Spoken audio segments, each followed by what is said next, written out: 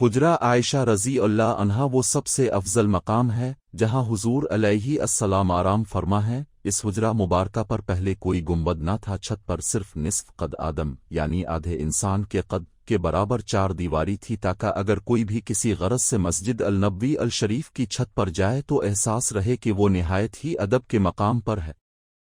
سلطان قلوون نے جب روضہ رسول پر حاضری دی تو اس وقت پہلی مرتبہ گنبد بنانے کا فیصلہ کیا۔ سلطان چونکہ مصر سے تھے اور یہ فن تعمیر وہاں بہت مقبول تھا، سلطان نے مصری معماروں کی خدمات حاصل کیں جنہوں نے اپنے ہنر کو کام میں لاتے ہوئے 678 ہجری بمطابق 1269 میں حجرہ مبارکہ پر سیسا پلائے ہوئے لکڑی کے تختوں کی مدد سے خوبصورت گنبد بنایا۔ پہلا گنبد تقریباً 1 صدی تک عاشقان رسول کی آنکھوں میں ٹھنڈک پہنچاتا رہا، پھر وقت گزرنے ساتھ ساتھ لکڑی کے تختوں میں سے چند ضعیف ہو گئے، چنانچہ سلطان ناصر بن قلوون نے گنبد اقدس کی دوبارہ تعمیر کروائی۔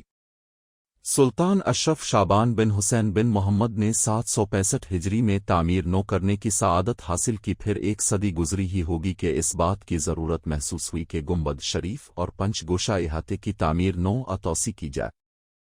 چنانچہ 14 شعبان المعظم 881 ہجری کو پنچ گوشہ کے متاثرہ حصے کو نکال لیا گیا، ساتھ ہی حجرہ اقدس کی پرانی چھت بھی ہٹا لی گئی اور شرقی جانب تقریباً 1/3 حصے پر چھت ڈال دی گئی، جس سے یہ ایک تہ خانے کی مانند نظر آنے لگا۔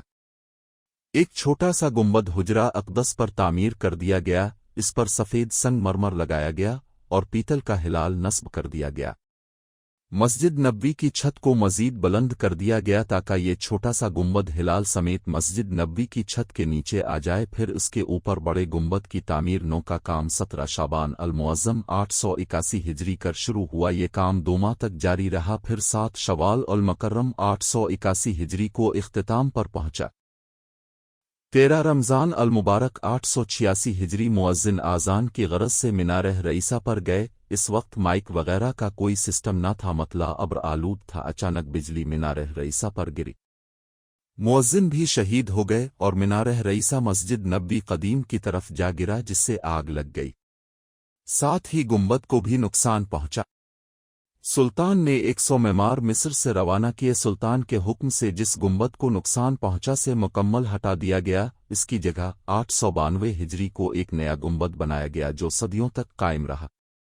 پھر عثمانی سلطان محمود بن سلطان عبدالحمید خان اول نے قائد بائی سلطان کا بنایا ہوا گنبد شہید کروا کر ازسر نو 1233 ہجری بمطابق 1818 کو نیا گنبد تعمیر کروایا۔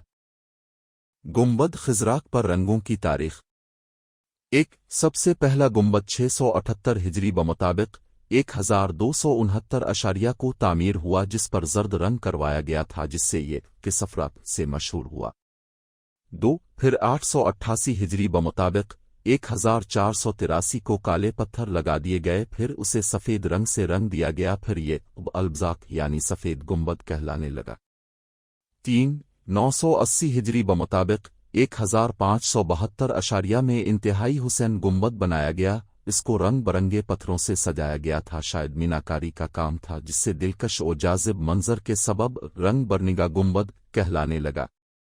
4 1253 ہجری بمطابق 1873 کو عثمانی سلطان محمود بن سلطان عبدالحمید خان اول نے اسے سبز رنگ کروا دیا، اسی باعث اسے گنبد خزراک یعنی سبز گنبد کہتے ہیں، جو انتہائی دل فریب دلکش ہے اور انشاءاللہ ہمیشہ رہے گا۔